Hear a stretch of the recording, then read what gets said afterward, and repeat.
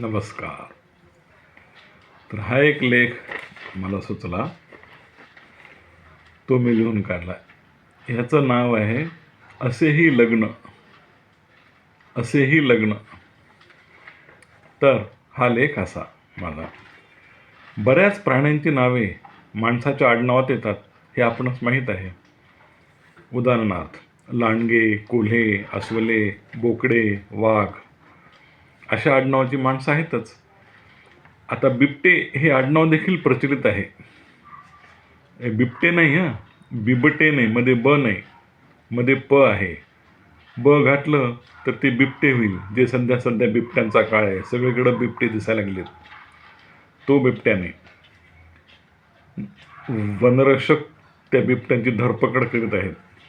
तर ते बिबटे वेगळे आणि हे बिबटे वेगळे. हे बिबटे म्हणजे मध्ये प आहे, बी प टे, आणि ते बी ब टे, ते बिबटे मध्ये प.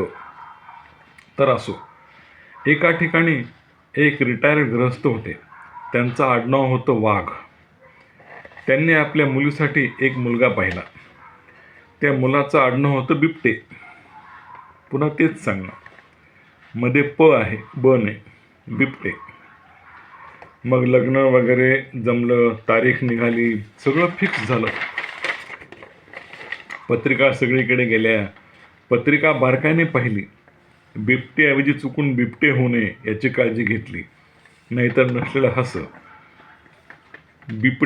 बिबटेने ह्याची त्यांनी काळजी घेतली. असो, लग्नासाठी जे कार्यालय बुक झाले होते त्याच्यावर मोठ्या अक्षरात बॅनर लावलं गेलं. मोठा फलक असतो ना, पण घाई गडबडीत मात्र त्यावर बिबटेच्याऐवजी बिबटे असं लिहिण्यात आलं. बिबटे. ती चूक कोणाच्याच लक्षात नाही आली. आणि मग काय, सगळीकडे हसं आणि चर्चा. तो फलकच तसा लावला गेला. वाघ आणि बिबटे विवाह सोहळा. बिबटे मध्ये ब, प नाही. वाघाचा वाघच राहिला, पण बिबट्याचा मात्र बिबट्या होऊन बसला. एक जण गमतीने म्हणाला, आयाला यावं का नाही या लग्नाला? इकडं वाघ आणि तिकडं बिबट्या, दोघेही आपल्यावर झडप घालायचे. ते ऐकून सगळे हसायला लागले. मग सर्व कार्यक्रम व्यवस्थित पार पडला. वधू आपलं माहेर सोडून नवरदेवाच्या घरी जायला निघाली.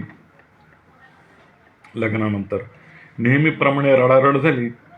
वाघाने आपल्या मुलीच्या डोळ्यातले अश्रू पुसून तिला थोपटले आणि वाघिणीने शेवटचे एकदा मुलीला कुरवाळले. वाघीण मुलीची आई, वडील वाघ म्हणल्यावर मुलीची आई वाघीण म्हणू आपण थोडक्यात. शेवटी नववधू सासरी आली. आता गृहप्रवेश करायचा. मग सगळेजण म्हणाले, वहिनी नाव घ्या, नाव घ्या ना वहिनी. आता वधू विचार करेली कोणता उखाणा घ्यावा. शेवटी तिने उखाणा घेतला, तो असा. तिने घेतला उखाणा. इंग्रजीमध्ये म्हणतात मानसशास्त्राला सायको.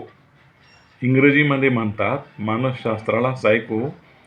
वाघाची मुलगी झाली बिबट्याची बायको.